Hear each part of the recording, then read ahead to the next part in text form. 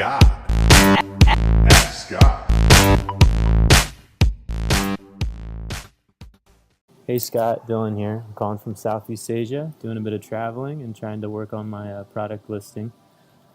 I had a couple questions about the keywords and where you put them in the back end. I know you had an episode with Karen about optimizing your listing and not to reuse keywords and whatnot, but as I'm looking at it, it looks like there's a target audience that you can put stuff in, search terms, platinum keywords, style keywords, subject matter, and other attributes. And I'm kind of just confused on where to put each thing.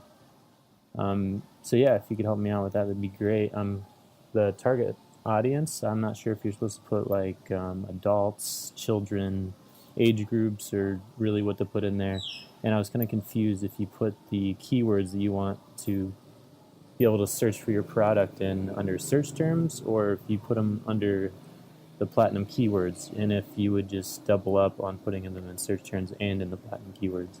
And I'm really not even sure what the style keyword section is. So yeah, if you could shed some light on that, I'd really appreciate it. And I'd also like to thank you for your podcast. It's great. I listen to it as much as I can. I've learned a lot from you. So thanks a lot, Scott. Take care. Hey, Dylan, thank you so much for the question. And again, I love it because we're digging more into keywords here, and we just talked about that a few questions ago. So let's go ahead and discuss this because it is pretty important, okay? And I do believe that the back end of your listing is pretty important when it comes to keywords. Now, what I will say is all of the above. Everything that you pretty much just said, you're going to want to put in there as much information as you can, even if you don't think that it's going to benefit your listing. That's what I do, okay? So search terms, that's probably one of the most important. Now, depending on the category that you're in, this may be different, okay? Right now, I mean, most of us have 5 fields, and it says 1 character minimum in length and 1,000 characters maximum in length. So if you're putting in garlic press, okay, you're going to want to put garlic space press, and then from there, you're going to want to hit the space bar and then go ahead and put your next word in or keywords, okay? You don't need to put commas in there. You just need to space them, okay?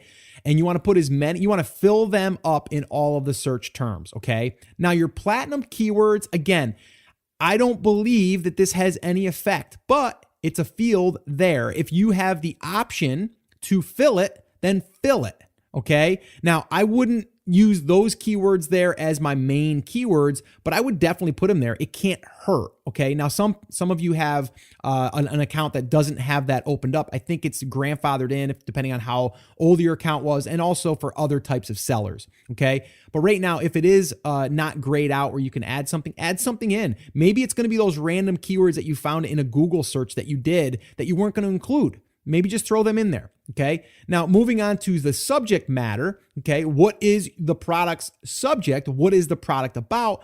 Again, give them information. What is the product subject? What is the product about? Tell exactly what it is. Like I said, if you have a place to put in information that can be useful, put it in there, okay? Don't skip it. Okay. But again, I'm going to start off with saying that under the keywords tab where it says search terms, that is the one I would use my most important keywords. Other than that, I would just fill in the blanks with the rest. Okay. Other attributes. What are additional attributes of the product? Okay. Example would be antique, cordless, waterproof, whatever it is, put in there that it could also be triggered for when someone is searching or when they want to relate it to that. And again, this can help also with your pay-per-click. All right. Now, target audience. For whom is the product intended? Okay, that's what they're asking. Example, is it for teens, toddlers, cats, adults, kids, whatever? Put it in there. Whatever they give you space for, put something in there. That is my advice, okay? Can I say that that's going to help you? No. Can I say it's going to hurt you? No. Okay? But I do believe that if it's there, it could potentially, I'm using air quotes, it could potentially help you. So why not take the time to put that in there? All right.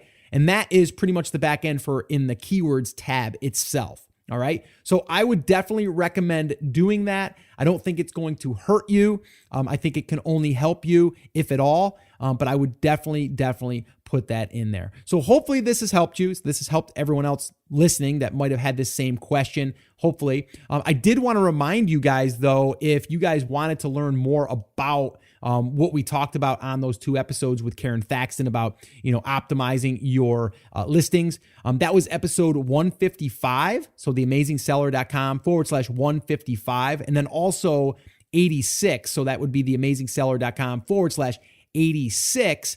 And each of those we dig into optimizing your listing. The first one, number 86, that was straight up how to optimize your listing for more sales. And then 155 was an update on some new features that they've included, but also some restrictions that they've included as well. So we really dive into the updates and just some really good discussion on optimization on those 2. So again, I'll leave all of these links in the show notes, but definitely check those out. All of the tools that I also mentioned, they'll be in the show notes. You can always head over to the resources page as well on the blog. If you guys want to submit a question, head over to theamazingseller.com/ask, and you can do that. I want to also, again, remind you guys, if you're brand new and this is your first time to the show, I want to welcome you. I love hanging out with you guys. This is just awesome to be able to virtually connect like this. And that's why I love the Ask Scott sessions. But if you are brand new and you're just getting your feet wet and you don't understand the entire process, the entire business model, I would recommend attending one of my live free workshops. This is where I break it down for you in 5 phases: how to pick a market and a product, how to source it, how to do a pre-launch, how to do a launch, how to promote the product, and everything in between. We go over that on a workshop, and we go through every single thing. We also do live Q&A. So if you want to attend one of them, I would love to invite you to the next one, and you can register for the next one by heading over to theamazingseller.com/workshop, and you can register there for an upcoming workshop. Well, hey there. Thank you so much for listening to that episode of Ask Scott. Now, that was just a highlight from one of our full episodes where I generally answer 3 to 4 questions on a podcast. If you want to go back and listen to all of the past archives of not just the Ask Scott session, but all of the full episodes where I do interviews with top Amazon sellers, people starting from scratch and building a business, if you want to listen to any of those episodes, head over to theamazingseller.com and you can find all of that over there. You can also find details there on how you can ask your own question and get it aired on an upcoming Ask Scott session and possibly see it here on YouTube or just on the podcast. All right, so definitely head over to theamazingseller.com. There's tons of resources over there for you to be able to build your e-commerce and Amazon business. So definitely go check that out. Now, I just wanted to remind you one thing before I let you go. There's a lot of information out there and some of it is really, really good. But what I want you to remember is you have to not just consume the information, you have to actually apply that information. So take this information that you learned here today and apply it to your business. And this way here, you can get results. As my shirt says, I wear it almost daily. Take action. We'll see you guys.